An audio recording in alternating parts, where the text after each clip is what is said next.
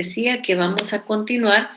El tema que nosotros comenzamos a ver la semana pasada era la determinación tributaria, que está del artículo 103 en adelante. Hoy nosotros vamos a ver lo que es la naturaleza jurídica de la determinación tributaria. Solo voy a ingresar aquí y ya.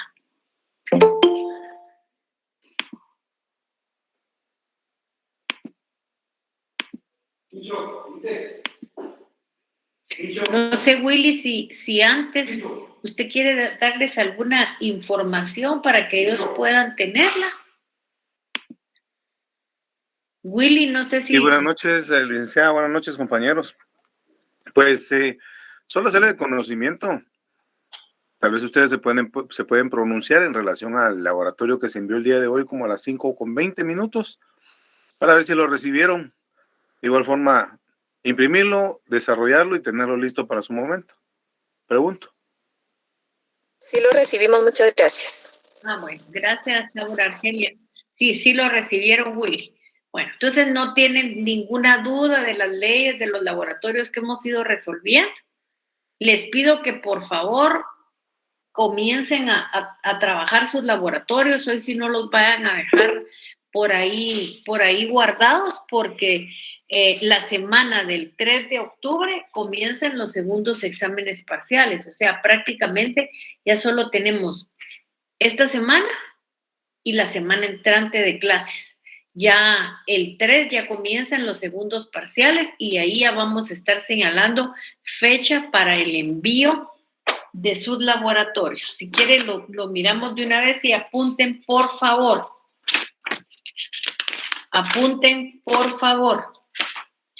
La entrega de los laboratorios va a ser el viernes 30 de septiembre hasta las 11 de la noche. La entrega de los laboratorios va a ser el viernes 30 de septiembre hasta las 11 de la noche. Así que ya, como les digo, no tienen mucho tiempo, no lo dejen a un lado y ténganlo preparado, por favor, porque estos son 10 puntos del segundo examen parcial. ¿Dudas? ¿Preguntas? Ninguna. Bueno, entonces vamos a entrar de lleno al desarrollo de la clase. Si nosotros se recuerdan, nosotros vimos la semana pasada el tema de la determinación tributaria.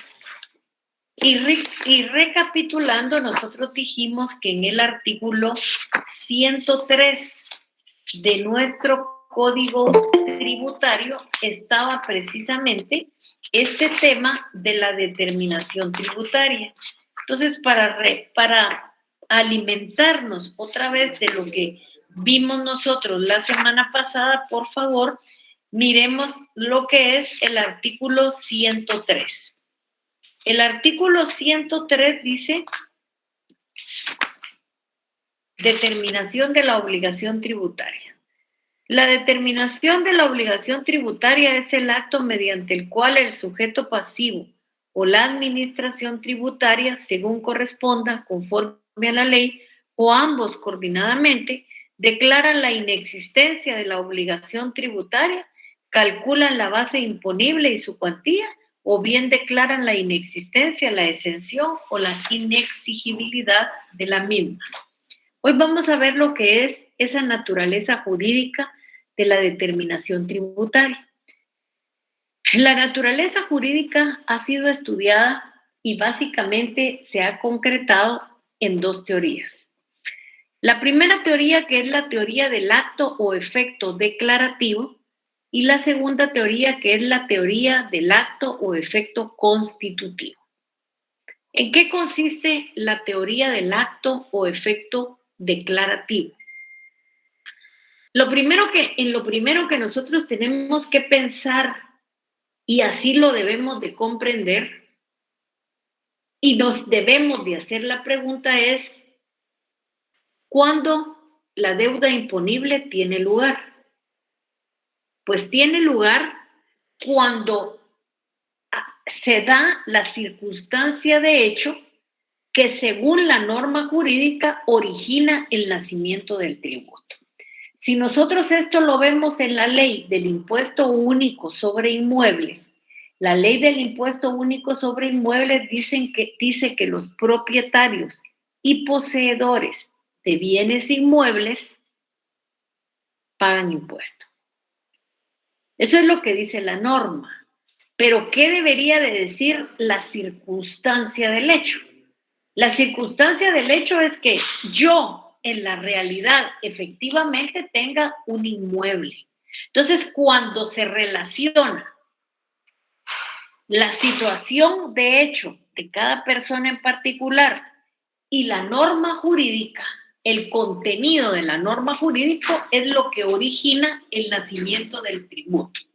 Lógicamente, en esta teoría del acto o efecto declarativo, no se requiere ninguna manifestación de la administración tributaria, mientras que en el acto o efecto constitutivo, no solo es suficiente que se cumplan las circunstancias del hecho previstas en la ley como determinantes del tributo, sino además es necesario que se dé un acto expreso de parte de la administración tributaria. Y este acto expreso, ¿qué es lo que va a hacer?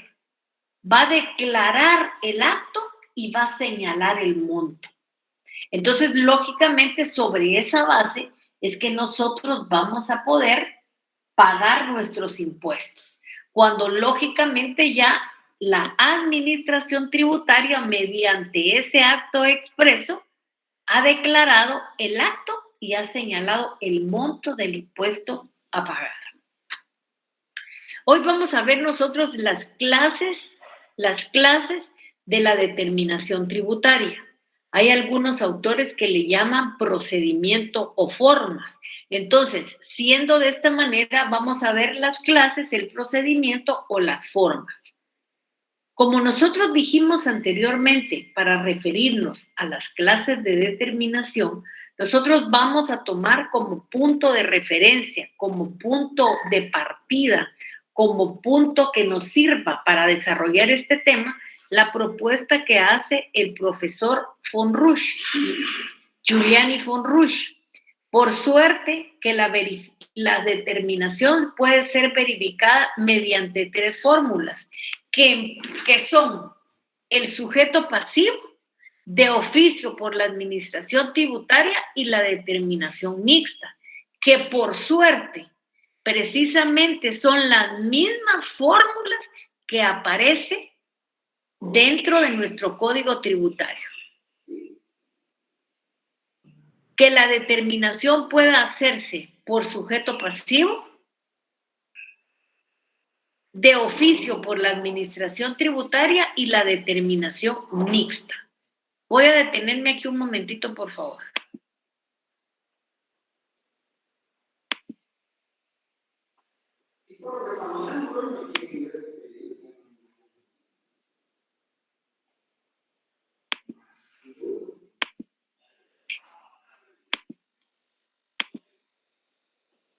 Bueno, entonces, ¿cuándo la determinación se da por el sujeto pasivo?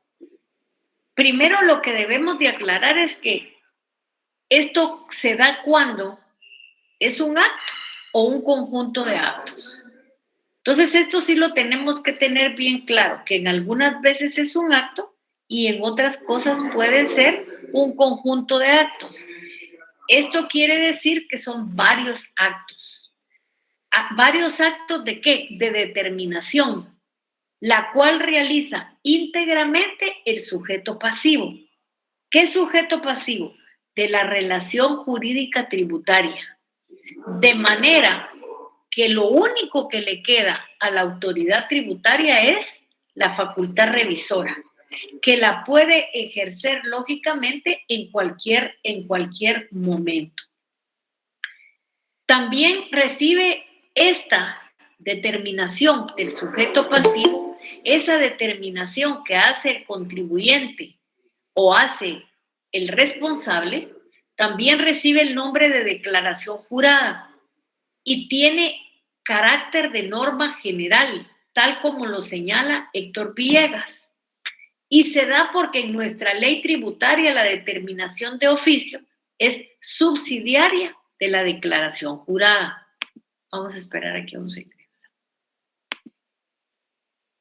Y este es un aspecto que tenemos que tener claro y bien delineado y definido para poder comprender esta situación. Entonces, que no se les olvide que esa determinación hecha por el sujeto pasivo recibe el nombre de declaración jurada y tiene carácter de norma general, tal como lo expresa Héctor Villegas, y se da porque en nuestra ley tributaria la determinación de oficio es subsidiaria de la declaración jurada. Esta es la declaración hecha por el sujeto pasivo, la responsabiliza por sus constancias sin perjuicio de su verificación y eventual rectificación por parte de la administración. Ejemplo, impuesto de timbres fiscales sobre la promesa de venta y la emisión de una letra de cambio por una persona. Tenemos otra clase de determinación. ¿Cuál es? La de oficio. ¿Cuál es la del oficio? La que hace la administración tributaria.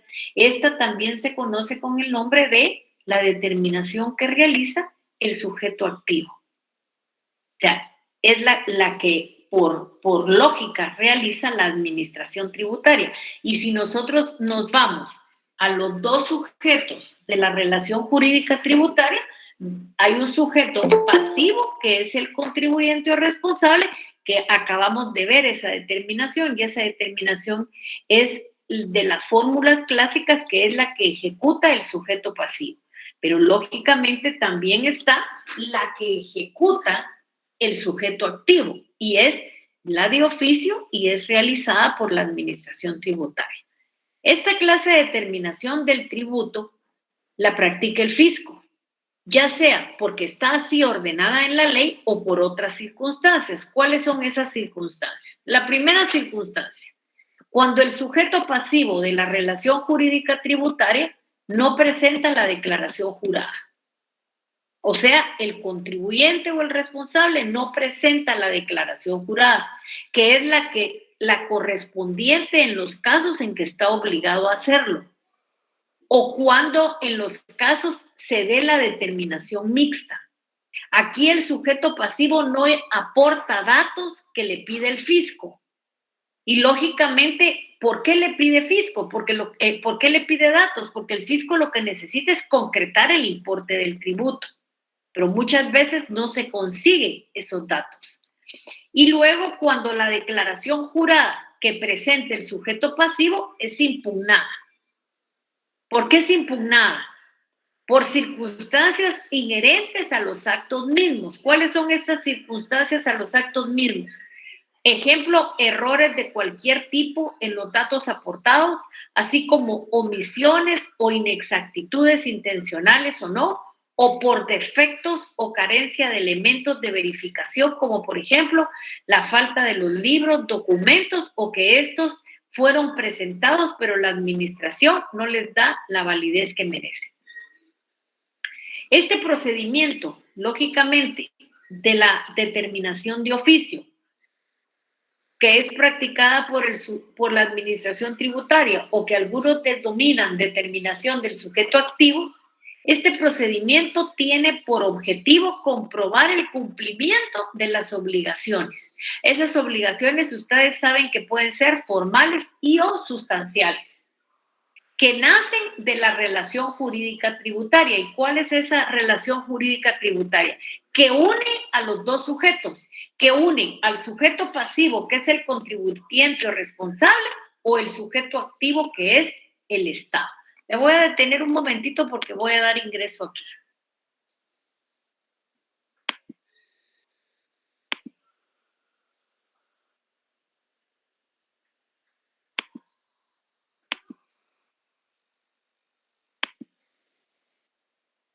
Bueno, entonces vamos a continuar. Solo denme un momentito a tomar agua.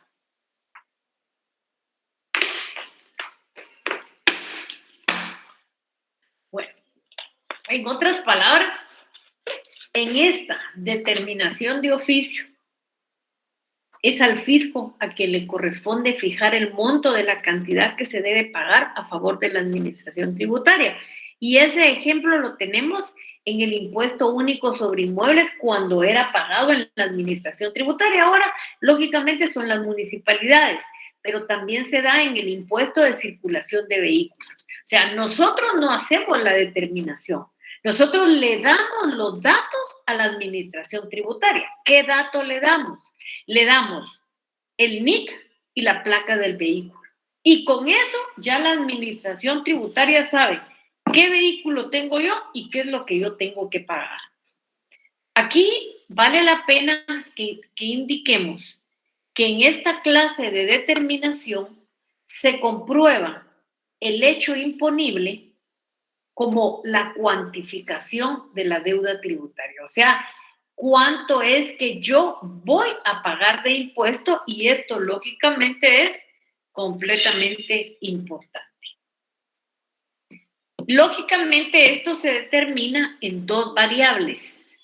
¿Y cuáles son esas variables? Sobre la base cierta. O sea que cuando la determinación de oficio es sobre base cierta, se da cuando el fisco tiene o dispone de todos los elementos necesarios para conocer en forma directa y con certeza la existencia de la obligación tributaria sustancial, como la dimensión pecuniaria de tal obligación. El fisco dispone de los antecedentes relacionados con el presupuesto de hecho, tanto en su efectividad como en su magnitud económica. Esto aquí se conoce el hecho y los valores imponibles. Y un ejemplo, son aquellos en los cuales las declaraciones juradas las presenta el sujeto pasivo y son impugnadas por errores de cálculos numéricos o en aplicación de la ley, pero que los datos son correctos. Sobre la base presunta, al fisco no le es posible obtener los antecedentes indispensables que le permitan determinar la obligación tributaria.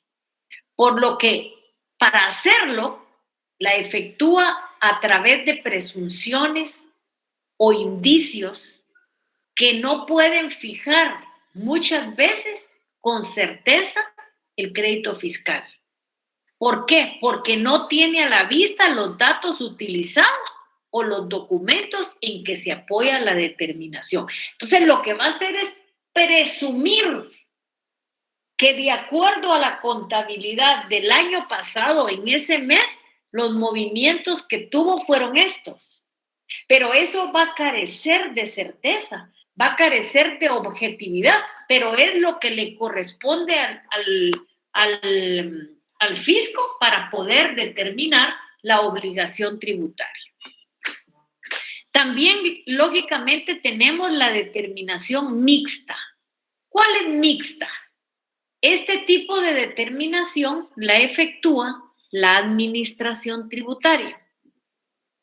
O sea, aquí la realiza con cooperación del sujeto pasivo. O sea, el sujeto pasivo da los datos y quien determina es el sujeto activo. Entonces, por eso decía aquí, el sujeto pasivo aporta datos que le solicita el fisco, pero quien fija el importe a pagar es el órgano fiscal y no el sujeto pasivo. En esta clase de determinación tributaria participan coordinadamente, y ustedes lo pueden observar, los dos sujetos de la relación jurídica tributaria. ¿Cuáles son los dos sujetos de la relación jurídica tributaria? El fisco y los contribuyentes. Y esto se da en el impuesto de herencias, legados y donaciones. ¿Y cuándo se da? Si ustedes siguieron una mortual testamentaria o intestada, cuando ustedes quieren liquidar el impuesto, ¿qué es lo que deben de hacer? Cuando ustedes quieren liquidar el impuesto, tienen que presentar un inventario. Le van a aportar los datos al fisco.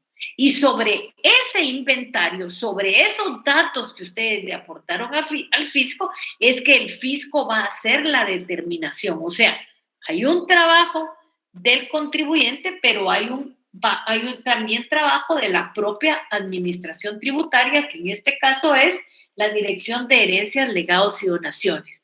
Esto también se puede dar en el impuesto al valor agregado y en el autoavalúo. Vamos a abrir, voy a quedarme aquí un momentito, vamos a dar ingreso. Entonces, lógicamente, esto es bien importante que lo tengamos determinado. Ahora, ¿cuál es el propósito, cuál es el objeto que persigue la determinación tributaria? Algo muy sencillo. Es poder fijar el crédito tributario. Es poder decir cuándo se va a pagar de impuesto.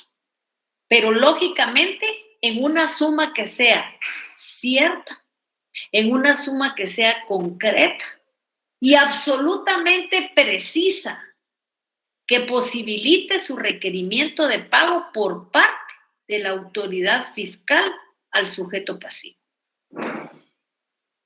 Esta figura de la determinación tributaria está del artículo. Me imagino que ustedes ya lo leyeron porque ustedes leyeron el Código Tributario y está del artículo 103 al 111. ¿Qué es lo que incluye nuestra ley? Primero, nos habla qué es de determinación y está en el artículo 103. Luego nos habla del cumplimiento en el 104. Nos habla de la determinación que realiza el contribuyente o responsable, que en la doctrina ustedes saben qué es la determinación que realiza el sujeto pasivo. ¿Cómo puede ser el sujeto pasivo? Contribuyente o responsable. Y así es la que está contenida en el artículo 105. Luego tenemos la omisión o rectificación de las declaraciones. Tenemos la determinación de oficio. Esa puede ser sobre base cierta, sobre base presunta. Tenemos los efectos de la determinación presunta y luego tenemos los errores de cálculo. Entonces, yo les pediría que por favor lean lo que son del artículo 103 al 111 de nuestra ley. ¿Preguntas? ¿Alguna duda, alguna pregunta, algo que no les hubiera quedado claro del código? Aquí estoy a su disposición. Si no es así, ¿qué necesitamos? Necesitamos, para los que ya leyeron, que vuelvan a leer, si no tienen claro, del artículo 103 al 111. Para los que pasaron el Código Tributario de noche, por favor, volver a leerlo del 103 al 111. ¿Dudas? ¿Preguntas?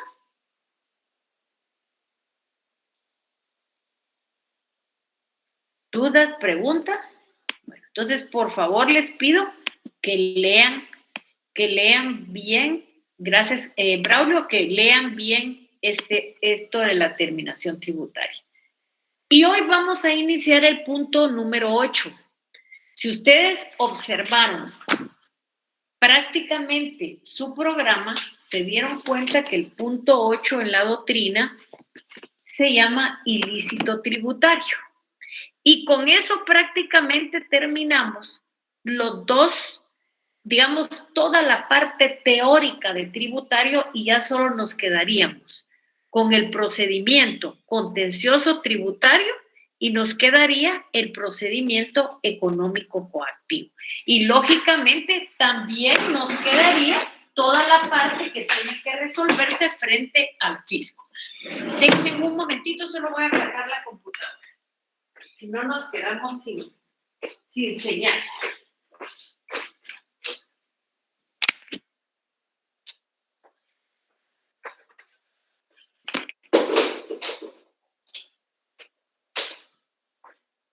Bueno. Entonces, si yo les dijera que ustedes busquen la figura del ilícito tributario en el Código Tributario, no lo van a encontrar. No lo van a encontrar porque este tema nosotros lo tenemos contenido en el artículo 65 de nuestro Código Tributario, pero tiene otro nombre. ¿Qué nombre tiene? El nombre que tiene es infracción tributaria y está en el artículo 69. ¿Qué dice el artículo 69? O sea, el artículo 69 dice, toda acción u omisión que implique violación de normas tributarias de índole sustancial o formal constituye una infracción. Y dice que la infracción la va a sancionar la administración tributaria. Mientras no constituya delito o falta sancionados conforme a la legislación penal. O sea, lógicamente, si solamente es una infracción, yo me hago, digamos, me hago acreedora de una multa. Pero si para no pagar el impuesto yo cometo delitos, ¿cuáles son los delitos que puedo cometer? Perjurio. Miento en la declaración jurada. Los datos que consigno son falsos. Ya se sale del área administrativa y se va al área penal. Si ustedes miran el artículo 85 y 86 del Código Tributario, tiene cuáles son esas infracciones. A ver, miremoslas, ¿cuáles son? Si nosotros miramos, por ejemplo, el artículo 84, tenemos la defraudación y dice, el organismo ejecutivo mediante acuerdo gubernativo puede establecer sanciones administrativas cuando considere que se están infringiendo las leyes relativas al comercio, a la industria, a la agricultura o los servicios, independientemente de requerir a los tribunales competentes las acciones penales y las sanciones de suspensión de apertura de negocios, que incurra en infracción al Código Tributario, en omisión, evasión o defraudación de tributos y contribuciones o incumplan el pago de los mismos. Y luego dice infracciones sancionadas con el cierre temporal. Se aplicará la sanción de cierre temporal de empresas, establecimientos o negocios cuando se incurra en la omisión de cualquiera de las siguientes infracciones. No emitir o no entregar facturas, notas de débito, notas de crédito o documentos exigidos por las leyes tributarias específicas en la forma y plazo establecido en la ley. No emitir facturas, notas de débito, notas de crédito u otros documentos exigidos por las leyes tributarias que no estén previamente autorizados por la administración tributaria.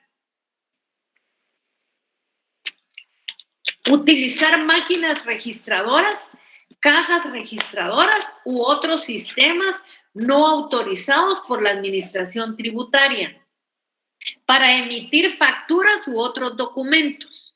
No haber autorizado y habilitado los libros contables establecidos en el Código de Comercio y habilitados los libros que establecen las leyes tributarias específicas. Y luego dice cierre temporal de empresas.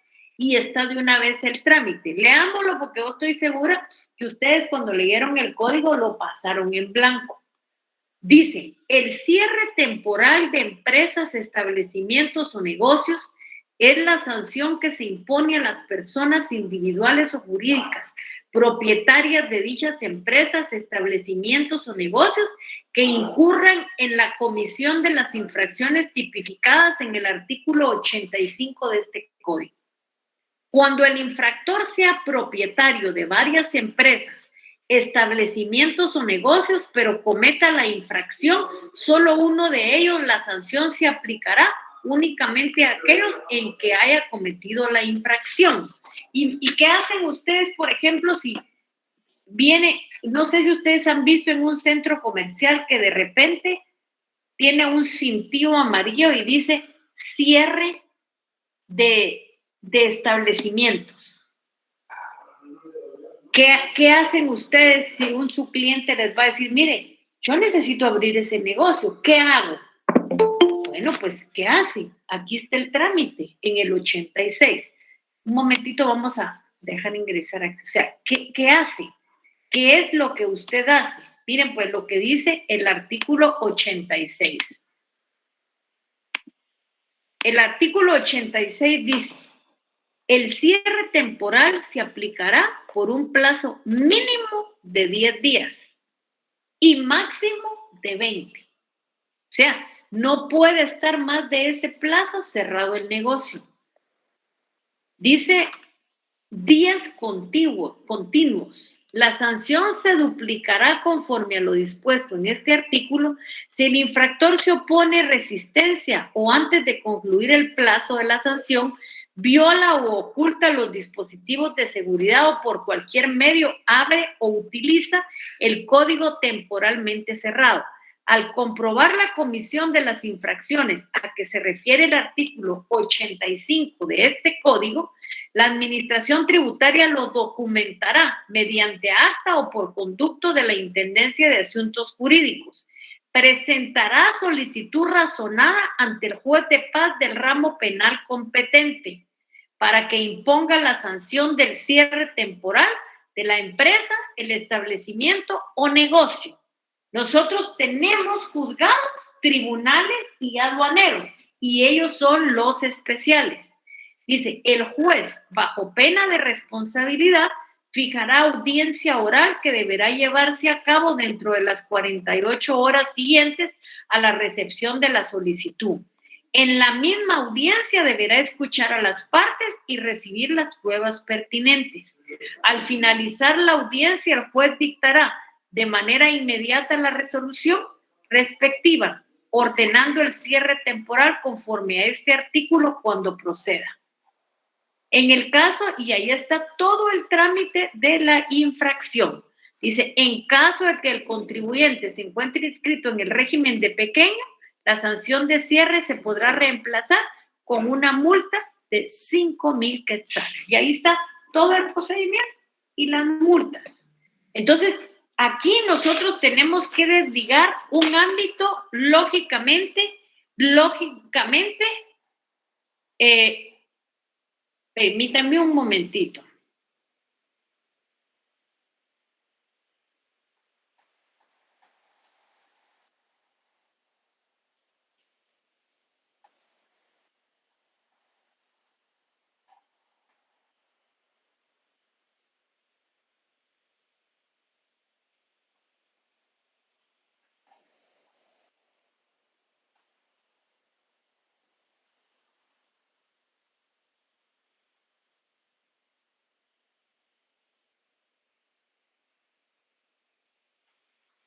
Entonces, lógicamente, ¿qué tenemos que hacer?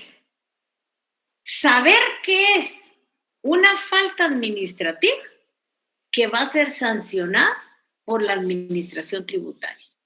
Pero cuando yo ya me meto en líos más serios y para no pagar los impuestos cometo delitos, ustedes saben que los delitos están contenidos en el Código Penal.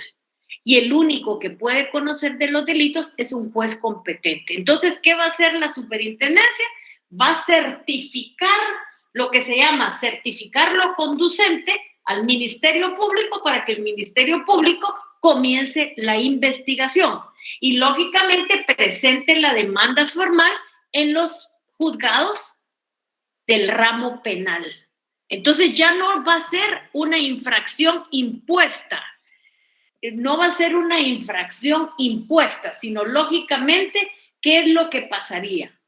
Entonces, lógicamente ahí lo que pasaría definitivamente es que no es la SAT quien la va a sancionar, sino ¿qué va a pasar? Lógicamente,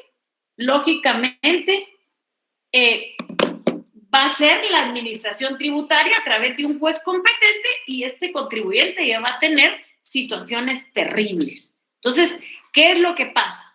Que aquí se mezcla lo tributario, lo administrativo con el proceso penal, porque esta infracción tributaria es un proceso eminentemente penal. Y así deben de tenerlo claro ustedes. Entonces, sí quiero, por favor, que ustedes lean ese artículo con detenimiento. O sea, siempre va a iniciar una fiscalización. Y ahí en la fiscalización, si se cree que posiblemente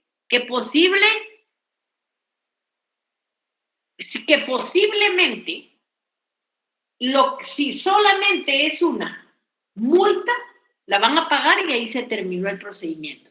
Pero si ya cometieron delito, la Superintendencia de Administración Tributaria, la autoridad administrativa, ¿qué es lo que va a hacer aquí? Certificar al Ministerio Público para iniciar el procedimiento.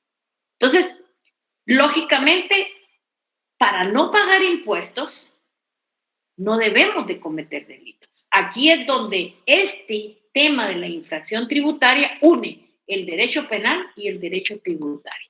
¿Alguna duda, alguna pregunta?